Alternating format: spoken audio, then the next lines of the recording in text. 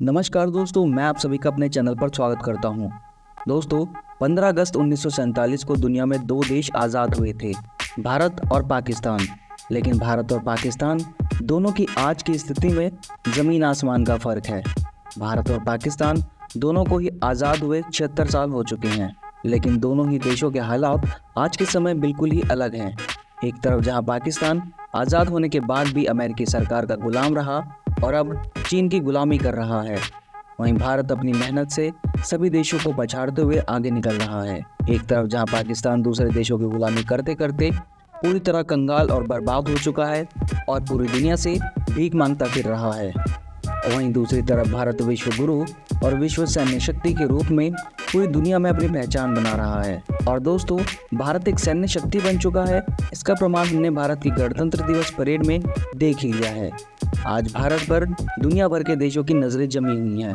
भारत की सैन्य शक्ति को देखने का इससे अच्छा मौका किसी भी देश को नहीं मिल सकता। गणतंत्र दिवस की परेड पर भारत ने न सिर्फ अपनी सैन्य ताकत का प्रदर्शन किया, बल्कि अपनी एकता और अखंडता का भी प्रदर्शन किया है। दोस्तों, इस बार की गणतंत्र दिवस परेड पर भारत के निमंत्रण को स्वीकार कर फ्रांस के प्रधानमंत्री इमैनुअल मैक्रों भी हमारे देश आए हैं, जो भारत और फ्रांस के मजबूत रिश्तों को भी दर्शाता है। दोस्तों, इस बार भारतीय गणतंत्र दिवस परेड की थीम भी विकसित Bharat the mother of democracy है। भारत ने इस बार अपनी सैन्य शक्ति के साथ साथ भारतीय सेना में बढ़ रही नारी शक्ति का भी ऐसा प्रदर्शन किया कि फ्रांस के प्रधानमंत्री की भी आंखें फटी की फटी रह गईं।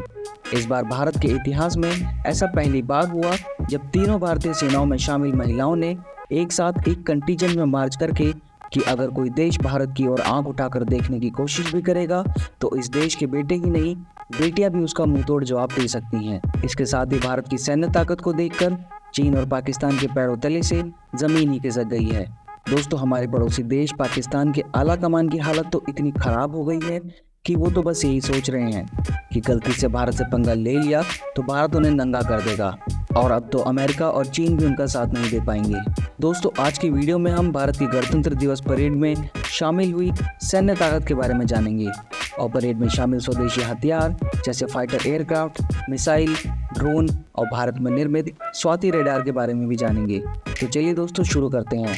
लेकिन वीडियो में आगे बढ़ने से पहले अगर आप यहाँ तक वीडियो को देखते हुए आ गए हैं और आपको वीडियो अच्छी लगी है तो वीडियो को लाइक, शेयर और चैनल को सब्सक्राइब करना ना भूलें। चलिए दोस्तों, शुरू करते हैं। दोस्तों, आज के गणतंत्र दिवस पर भारतीय वायुसेना ने टेंगल फॉर्मेशन के साथ हवाई प्रदर्शन से पूरी परेड में समाई बांध दिया। इस फॉर्मेशन में पुराने डकोटा एयरक्राफ्ट को शामिल किया गया। इसके साथ साथ तो डॉर्नियर DO-228 एयरक्राफ्ट को भी शामिल किया गया था। दोस्तों, इस फॉर्मेशन का इस्तेमाल भारतीय वायुसेना ने 11 दिसंबर 1971 को भारत पाकिस्तान युद्ध के दौरान किया था। तो चलिए दोस्तों, अब जानते हैं गणतंत्र दिवस पर कौन कौन से स्वदेशी हथियार भारत ने दुनिया को दिखाए हैं। दोस्तों, इन स्वदेशी हथियारों की लिस्ट में सबसे पहला नाम आता है नाग मिसाइल सिस्टम का। दोस्तों, नाग मिसाइल का नाम देश में पाए जाने वाले कोबरा सांप के नाम पर रखा गया है। इस मिसाइल का सिर्फ नाम ही नाग नहीं है, बल्कि इसका वार भी कोबरा जैसा है। ये एक anti tank fire and forget missile है, मतलब एक बार दाग दिया तो टैंक को तबाह करके ही दम लेगी। इस मिसाइल को भारत के missile man doctor APJ Abdul Kalam के नेतृत्व में बनाना शुरू किया गया था। इसका design defence research and development organisation ने तैयार किया है। दोस्तों, इस मिसाइल का वजन 43 किलो है और इसकी मैक्सिमम स्पीड 828 किलोमीटर प्रति घंटा है। नाग मिसाइल के अलग अलग वेरिएंट्स की रेंज 500 मीटर से 20 किलोमीटर तक है। दोस्तों, इस मिसाइल में advance passive missile homing guidance system लगा है, जिससे इसे हाई सिंगल शॉट किल प्रोबेबिलिटी मिलती है। दूसरे नंबर पर आती है ASAT यानी एंटी सैटेलाइट मिसाइल। दोस्तों, एंटी सैटेलाइट वेपन सिस्टम एक हथियार है जो किसी भी देश की स्ट्रेटेजिक मिलिट्री पर्पस के लिए सैटेलाइट को निष्क्रिय करने या नष्ट करने के लिए इस्तेमाल होता है। आज तक किसी भी युद्ध में इस तरह के हथियारों का उपयोग नहीं किया गया है, लेकिन कई देश अंतरिक्ष में धाक जमाने के लिए इसको डेवलप और टेस्ट भी कर चुके हैं। दोस्तों, अभी तक दुनिया में 4 देशों अमेरिका, रूस, चीन और भारत के पास यह क्षमता मौजूद है। दोस्तों, भारत के पास एंटी सैटेलाइट मिसाइल के लिए पृथ्वी एयर डिफेंस सिस्टम मौजूद है। इसे प्रद्युमन बैलिस्टिक मिसाइल इंटरसेप्टो भी कहते हैं। यह एक्सो एटमॉस्फेरिक और एंडो एटमॉस्फेरिक के टारगेट पर हमला करने में सक्षम है। दोस्तों, एक्सो एटमॉस्फेरिक का मतलब है पृथ्वी के वातावरण से बाहर, और एंडो एटमॉस्फेरिक का मतलब है पृथ्वी के वातावरण के अंदर। दोस्तों, इस मिसाइल को बनाने के लिए हमारे वैज्ञानिकों ने पुराने मिसाइल सिस्टम को अपग्रेड किया है, उसमें नए एलिमेंट जोड़े हैं। इसका मतलब ये है कि पहले से मौजूद पैड सिस्टम को अपग्रेड कर 3 स्टेज वाला इंटरसेप्टर मिसाइल बनाया गया है और फिर इसी मिसाइल के जरिए मिशन शक्ति को अंजाम दिया गया था। भारतीय ईसैट मिसाइल की रेंज 2000 किलोमीटर है।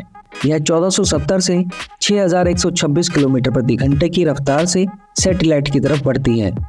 हालांकि इसे बाद में अपग्रेड करके और ज़्यादा ताकतवर और घातक बनाया जा सकता है। डीआरडीओ ने बैलिस्टिक इंटरसेप्टर मिसाइल के जरिए 300 किलोमीटर की ऊंचाई पर घूम रहे स्वदेशी उपग्रह को मार गिराया था। गणतंत्र दिवस की परेड में एयर शो के दौरान जैगुआर फाइटर जेट्स का इस्तेमाल किया गया। आइए दोस्तों, इनके बारे में जानते हैं। दोस्तों, भारतीय वायुसेना में जैगुआर फाइटर जेट को शमशीर नाम से बुलाया जाता है। इस विमान को फ्रांस के ब्रिगेड और ब्रिटिश एयरक्राफ्ट कॉरपोरेशन द्वारा बनाया गया है।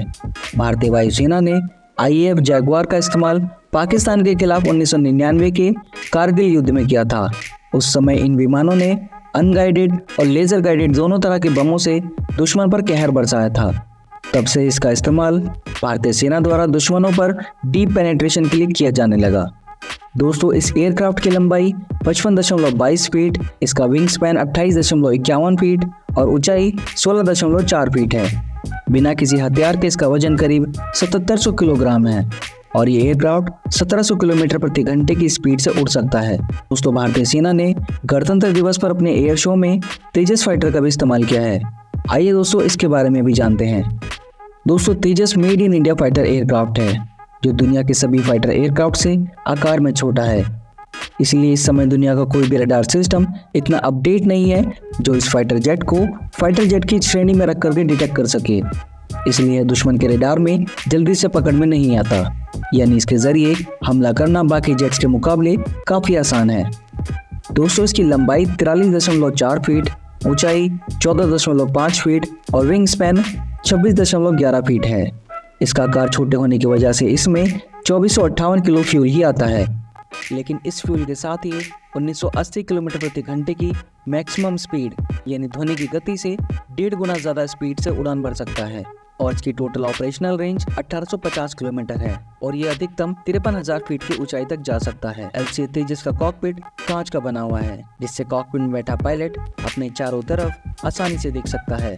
दोस्तों, तेजस छोटा और multi role supersonic fighter aircraft है। अलग अलग तरह के हथियार इसमें लगाए जा सकते हैं। इसमें एसिड रॉकेट के पॉड्स लगाए जा सकते हैं। साथ ही इसमें हवा से हवा में मार करने वाली मिसाइलें R-73, आईडरबी और पाइथन 5 जैसी मिसाइलें लगाई जा सकती हैं। दोस्तों, साथ ही भारतीय वैज्ञानिक इसमें एसराम, अस्त्रा मार्क 1 और R-77 जैसी मिसाइलें भी लगाने की प्लानिंग कर रहे हैं। दोस्तों, DRDO ने गणतंत्र दिवस के परेड में पूर्णतः स्वदेशी तकनीक से निर्मित स्वाति रडार का भी प्रदर्शन किया है। आइए दोस्तों, इसके बारे में जानते हैं। दोस्तों, स्वाति रडार को रक्षा अनुसंधान एवं विकास संगठन DRDO द्वारा विकसित और स्वदेशी कंपनी बेल भारत इलेक्ट्रॉनिक्स लिमिटेड द्वारा निर्मित किया गया है। स्वाति रडार कम लागत में बना एडवांस रडार है। ये हर तरह के मौसम में पूरी क्षमता से काम कर सकने में सक्षम है। इसकी रेंज 50 किलोमीटर है, यानी इतनी रेंज के अंदर ये किसी भी दिशा से होने वाली गोलीबारी को बिल्कुल सटीकता के साथ जानकारी अपने कंट्रोल रूम को दे सकता है। इस रडार का पहली बार उपयोग 2018 में जम्मू कश्मीर बॉर्डर पर किया गया था, जहां पर इसने पूरी सटीकता के साथ काम किया था। साथ ही इसे ऑपरेट करना भी आसान है।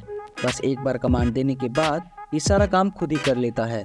स्वाति रडार एक साथ कई स्थानों से हो रही गोलीबारी को आसानी से संभाल सकता है। इस रडार को एक ट्रक पर फिट किया गया है, जिससे इसे कहीं भी बहुत आसानी से ले जाया जा सकता है और बहुत जल्दी तैनात करके ऑपरेट भी किया जा सकता है। दोस्तों, सेना इस रडार का इस्तेमाल पाकिस्तान और चीन पर घुसपैठ को रोकने के लिए कर रही है। दोस्तों, इस साल गणतंत्र दिवस परेड में पहली बार भारत की नारी शक्ति पूरी कर्तव्य पथ पर छाई रही। इस साल की परेड में 80% महिलाओं को शामिल किया गया। भारत के इतिहास में ऐसा पहली बार हुआ जब बड़ी संख्या में ऑल विमेन दस्तों ने मार्च किया हो। इस साल पहली बार भारतीय सेना की आर्टिलरी महिला ऑफिसर भी पहली बार कर्तव्य पथ पर दिखाई दी। साथ ही सेना की medium range surface to air missile भी पहली बार गणतंत्र दिवस परेड में शामिल हुई। दोस्तों, आपको ये वीडियो कैसी लगी हमें कमेंट करके जरूर बताइएगा। वीडियो को अंत तक देखने के लिए आप सभी का बहुत बहुत धन्यवाद। जल्दी मिलते हैं नई वीडियो के साथ, तब तक के लिए जय हिंद, जय भारत।